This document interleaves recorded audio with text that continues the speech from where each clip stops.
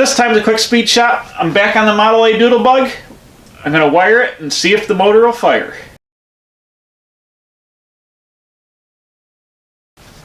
Okay, so here we go. I've done a little bit more assembly since the last video here. Got my distributor, got my coil on here. It's a 6-volt coil, and this white ceramic piece you can see over here on the firewall. When I run these, I actually run them on a 12-volt battery. I'm going to run the starter on 12 volts. Then I step the ignition feed down to 6 volts with this ballast resistor and run the ignition off 6 volts. And I believe I'm switching from positive to negative ground. Yeah, I'm using a negative ground instead of positive ground. But there's no gauges or anything to worry about with this here, so I'm not worried about that. So I'm going to be running it with a 12-volt battery, but then 6 volts to run the ignition system. Alright, I'm zoomed in for the action. What I've done is I put a new fuel line on. I found I had one down in my parts stash. I went and I cleaned up the sediment bowl for the fuel here. The line comes from the gas tank around here. There's a valve under the gas tank, and then when you put gas in, it fills up the sediment bowl, and then it runs into the carburetor by gravity. This is all a gravity system. There's no fuel pump. Got the coil mounted. I found a 3031 water neck I had out back. I cleaned that up and put that on, so I got the proper water neck for the radiator. Painted the fan. The ignition system's all together. And I just wanted to show you, I was digging around one of the other episodes. I talked about this Heatilator exhaust system heater. Stock, the top of the manifold would have been smooth without this piece on it here. And in the cold areas, they offered an exhaust heater. And there would have been a sheet metal cover that went through here and went through this hole in the firewall, and it would have blown hot air from the fan, would have blown the air through here, heated it, and then blown it into the cab for heat. And I found an Autolite heater here. This one is meant to sit on a stock manifold. It's got pieces in here to let it sit on a stock pipe, so it won't fit this one. But you get the idea here. If I hold it up without scratching the firewall, this would have sat over the exhaust manifold down tight here, and then the fan would blow hot air in, and it would duct it into the vehicle through the hole here. So I just wanted to show everybody that. So that's an Autolite one. That would have been an aftermarket piece you could have bought somewhere. So it's also cast iron. It's awful heavy. So the next step I want to do is I'm going to build the exhaust system for this. I've talked about this before. I got an old head pipe with a junk muffler. I'm going to cut this head pipe off of here, and then I've got a generic old glass pack style muffler that I got at a swap meet for like $5. Or actually, it's not a glass pack; it's an actual chambered muffler. So I'm going to cut the ends open because they're pretty small. I'm going to cut them open to accept bigger diameter pipe. This is going to be my tailpipe poking out by the rear wheel. And I'll put this stock head pipe on here. It'll make a little exhaust system. Alright, here we go. I've been fabbing. I got the muffler tacked on. I cut this end on the other side where it next way down. I opened it up to get into the chamber of the muffler. I got the down pipe. Actually, I had to use a new elbow because I was trimming this up and grinding it to fit in the muffler. I had a whole bunch of pinholes on the bottom, so I put a new sweep on it here. But I'm getting here. I'm going to hold it up under the truck. Actually, I'm going to put the hanger on here, the coupler. What it's got a cast iron piece, and it goes around here and it sanders it together, and it's like a bell and socket sort of. And this squishes all together tight when everything's together. So I'm going to head and hang this up on here, and we'll get a feel for what's shaking. Aha!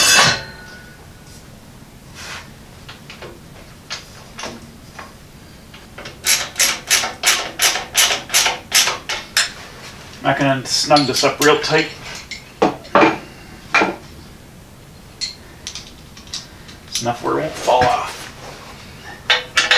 Alright, if you can see that, get the pipe on. I just tacked the muffler because I wanted to get a height on it. I want to keep this down here a little bit. I got a tailpipe I want to stick on, but I just want to see where that's going to come out.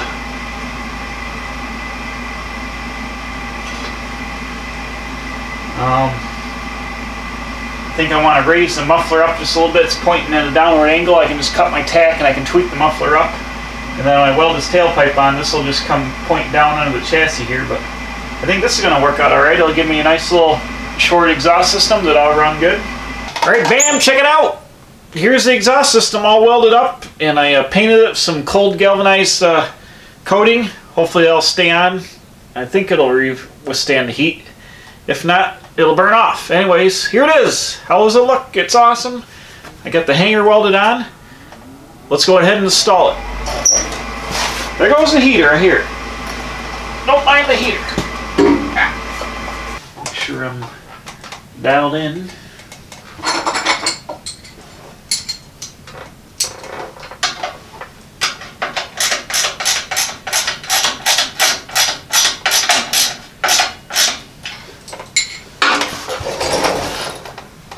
Oh yeah. Check it out! Bam! That's going to be awesome. I got the hanger here. I just got to drill it and put a bolt into this cross member here. And that'll hold that, but it fits real good. It dumps down out here by the suspension. And it fits the angle of that perfect. It's parallel with the bottom of the frame. And it clears everything, so this is going to be awesome. Alright, for my next trick, I've got some old antifreeze, and I want to flush this engine block out because I had a lot of scale and nonsense in it. So I got a bin down here, and I got this old dirty antifreeze. It'll be perfect for flushing. I mean, you could flush it with water, but I'm afraid of getting pockets of water and having it freeze before I can put good antifreeze in it, so I'm going to use this dirty antifreeze. Let's see how this works. Oh, I wish I wasn't almost full, because it's heavy.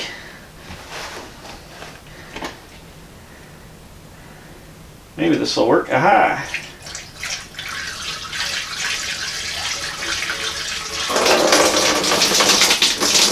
Oh yeah, look at that!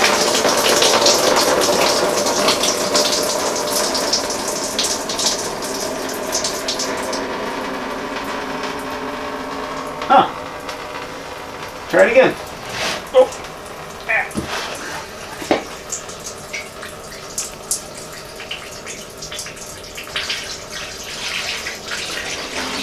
Am I recording? I'm recording.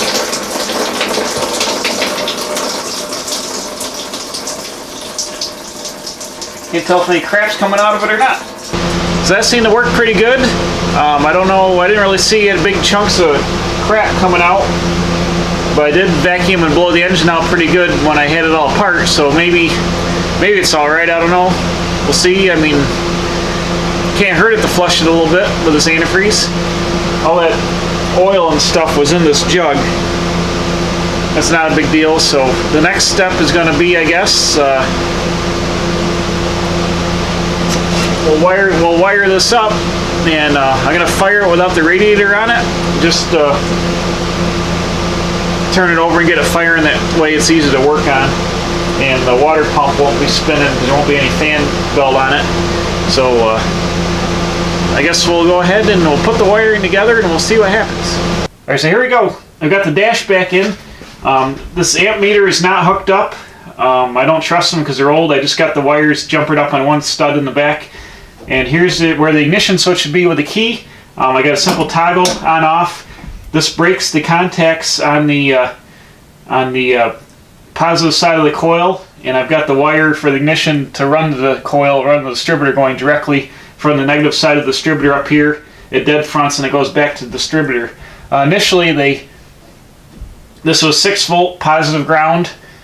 I'm going to be running it on 6-volt negative ground, and I'm using a 12-volt battery to run the starter, and I'll show you how I stepped it down from 12 volts to 6 volts to run the ignition with 6 volts. So I've switched the wiring around. I'm instead of having the coil be hot all the time, I'm switching the positive side of the coil, and the negative side of the coil, which goes to the distributor, is a continuous shot all the time. It was reversed originally on a Model A Ford. The ignition switch cut out the feed to the distributor. That way you couldn't just jumper the wires under the hood and start the thing, but I'm not worried about that. I'm just making it simpler. So I've got the wires for the coil run through this ignition, run through the switch on and off, and then the coil's dead until I click this on, then the coil's got juice through the coil out to the distributor. Alright, up front here, what we got going on is, if this was, oh, I never tightened that down. I'll tighten that down when I get the wrench. Initially, the negative cable would go to the starter, and this was positive ground, so the ground cable would have been positive on the battery, and the negative cable would have gone to the starter. I'm going to run it on 12 volts negative ground, and then right here, this ballast resistor, I'm stepping down from 12 volts to 6 volts to run the ignition system. So what I've got here is the power coming off the battery.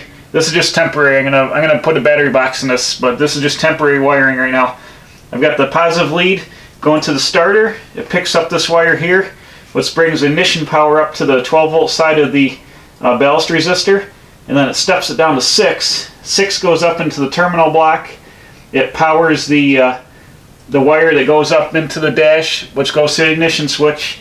Then it comes back out to this other stud, which powers the positive side of the coil, and then the juice goes through the coil. Then the negative side of the coil goes up on the dash and just turns around and comes right back out and goes to the armored cable into the distributor. So real simple. Now this wire is for the generator, which I have taped off because I don't have the generator on it. And the generator, I think the windings the field needs to be changed. But anyways, I don't have a generator, so I taped that off. So the thing we're going to do now, if I got a battery here, I'm going to hook up the battery after I tighten down this nut. And the way you start this is you got this plunger, it makes contact in the starter. We'll hook her up and give her a whirl. Make sure this is in neutral, which it is. The rear transmission, I think, is also in neutral. And we'll bump her and give her a go and see if it spins the motor over. Alright, now this is literally the first time I've done this. There's no magic here. So I'm going to go ahead and put the positive lead on the battery. Hopefully my brand new battery's got full charge. I didn't check that, but hopefully it will. Now I'm just going to touch the ground, make sure the starter's not stuck or anything. See what happens.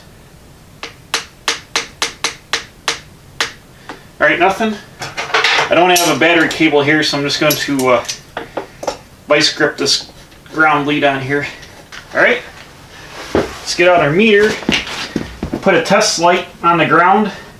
There should be 12 volts here. Yep, see that? And we should have voltage here and voltage here. I'll go ahead with the meter. Let me zoom in with the action. Can you see the meter? Yes. The ground point here, I should have 12 volts. I don't have a good ground there. Hold on. Let's find a good ground. Oop. Got 12 volts there, and I should have roughly 6 over here. Oh, I still got. Why do I still have 12 volts over here? That ballast resistor is supposed to step this down. Wonder if I don't have a good ground here on the ballast resistor. Should have. Oh. Is my ignition switch on? It must be if that's lit up. Yes, it is. Okay, that's off. That's on. That's off. First of all, let's see if this will whirl over. I'm going to push the starter. Ready? Here we go. Can you see? Here we go. Whoa, there it goes. Bam! Look at that, it's working. That's a hot dog right there.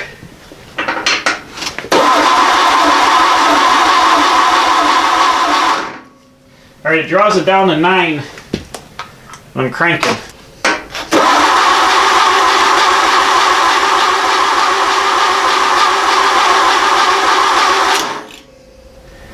She's stuck.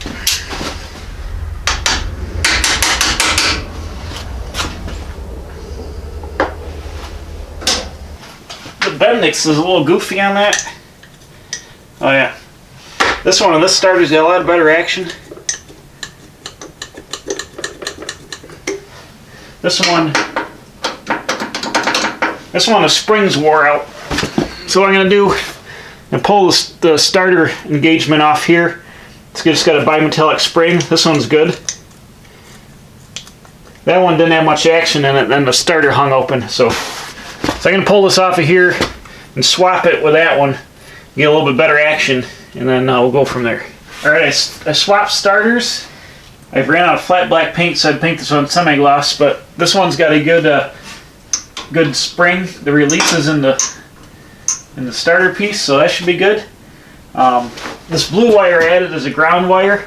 It bolts the screw on the starter here, and it goes up and it grounds to one of the bolts on the back of the coil. I realized I didn't have a chassis ground from the engine to the chassis, and then there's rubber at the motor mounts, and then the firewall is bolted on, but everything's painted.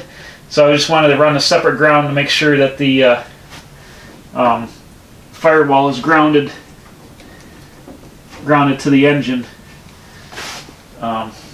So I'll probably, I guess some old asphalt loom, I'll probably loom this up and just leave it here permanently. And then later on when I do the battery box here by the clutch pedal, I'm going to run chassis ground, hook the chassis to the firewall to the engine so everything's grounded good. But for the meantime, it'll be grounded now to do some testing. So hopefully this starter's good. I'm going to go ahead and hook the battery back up. Actually charge the battery while I was waiting for the paint to dry. And should give us lots of cranking action. Where'd the ground go?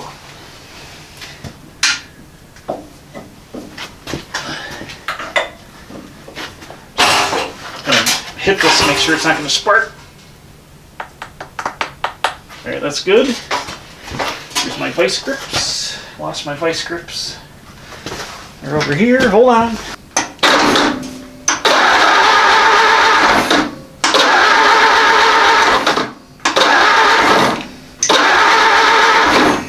That's good.